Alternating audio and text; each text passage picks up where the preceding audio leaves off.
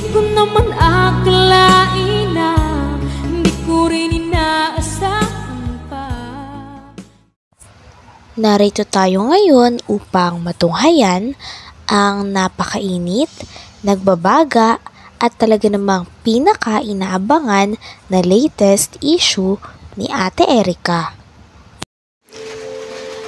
Sa pagpapatuloy ng ating istorya ay narito nga si Kalingap Val Santos Matubang at nagbibigay siya ng kanyang saloobin tungkol sa pera.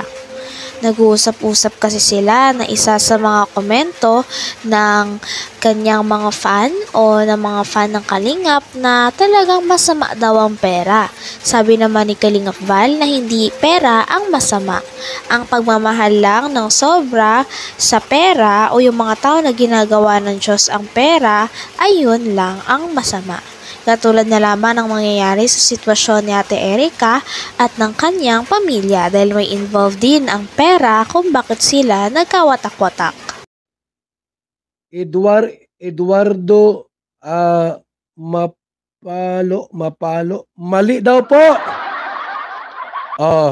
Sabi ni Ayumi Ishikawa, mali din daw po. Mga kalingap at mga suking tigpaminaw. Hindi masama ang pera kasi yun ang bridge natin para mabuhay sa mundong ibabaw. Pag wala kang pera ngayon, gutom. Wala kang pera, wala kang pambiling ulam, pagkain, pambayad sa internet, kuryente, tubig, pambiling damit, lahat wala kang pera, maring pwede kang mamatay. Walang pera So, pwede ka maging pulubi, walang kwarta, lahat. Hindi masama ang pera. Subalit yung labis na pagmamahal sa salapi, masama yon. Na ginagawa mong Diyos ang kwarta, ginawa mong Lord ang pera, yun ang mali o kasalanan. Ang pera po ay isang elemento. Anong tawag pa dyan? Para gamitin natin sa ating pamumuhay bilang tao sa mundong ibabaw. Di tulad noon barter ay exchange of goods. Halimbawa, may bigas ka, pwede mong ipagpalit sa iba, isda naman. O palitan, barter ang tawag yung barter, di ba mga kalingap? Walang pera noon. Subalit na uso ang pera ngunyan.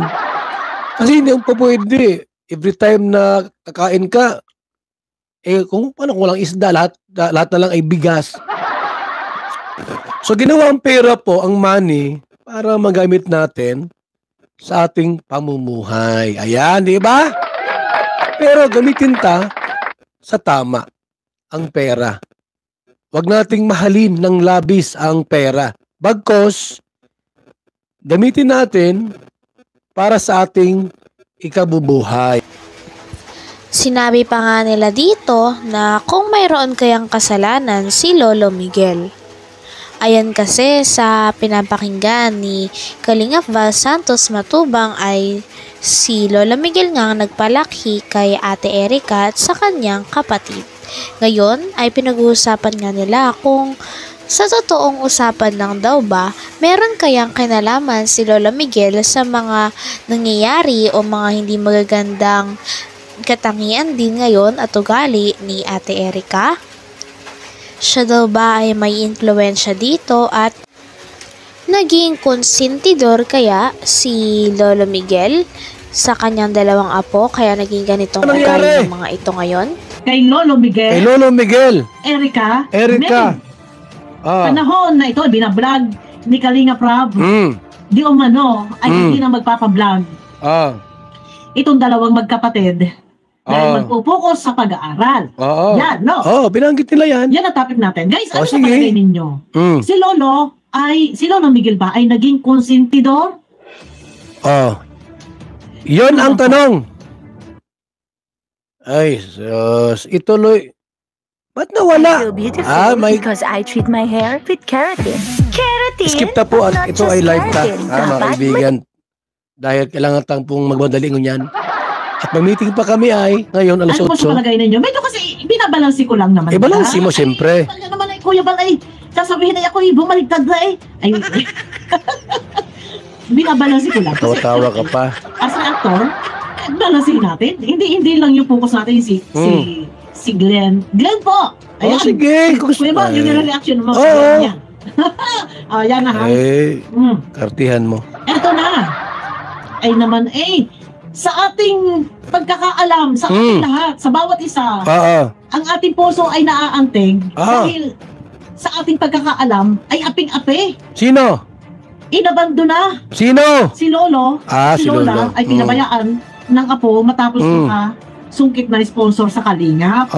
Okay. Ay, iyon ang ating nararamdaman. Talagang kung sa habag, dahil naman po ay may habag, talagang nakakaawa naman baga. Oo naman, dahil siyempre po, matanda na yan eh. Bakit ba ipagkakait pa yung kapiranggot na tulong, pabigas man lang, Oo naman. pagkain, konting pambiling totoo yan. uyam-uyam, pambiling gamot, libo-libo naman, ang pera matatanggap ng magkapatid na buhaya. Oo. Paniwala ko dyan. Bakit pa ipagkakait? No? Kung sa nakakaawa naman talaga. Tayo naman may puso at damdamin. No? Nawa nga ako ay.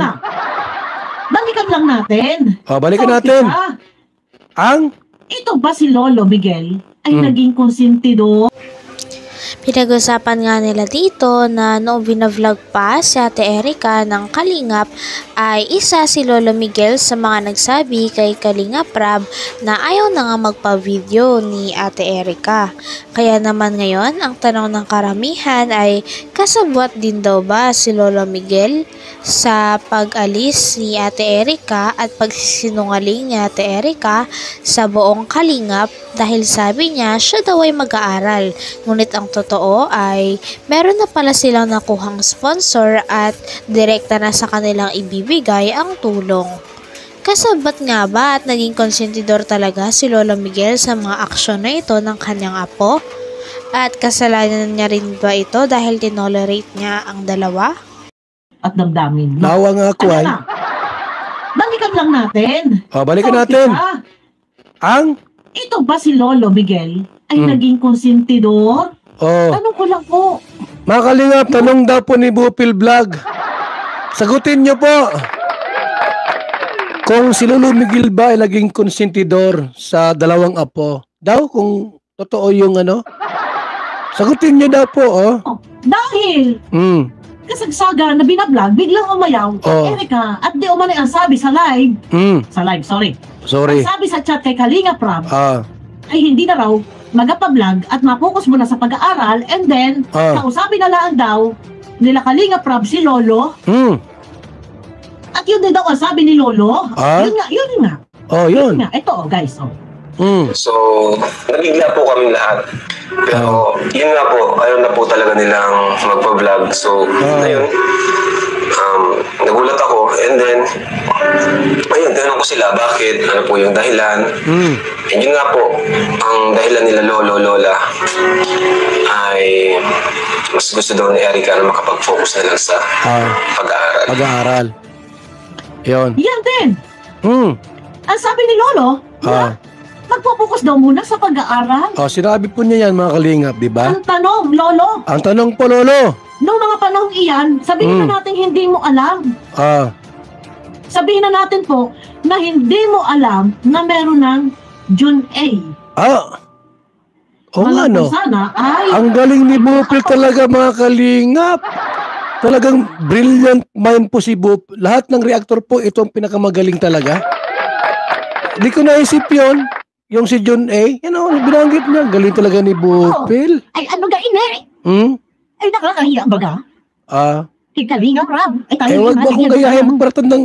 Wag kang gaya-gaya po, Tumaya. Mga Kalingap, pag ginagaya ko ng pangmatandang buses, wag ka nang gumaya. Akin lang yan. Nagmatanda na po. Ulam natin para gastos.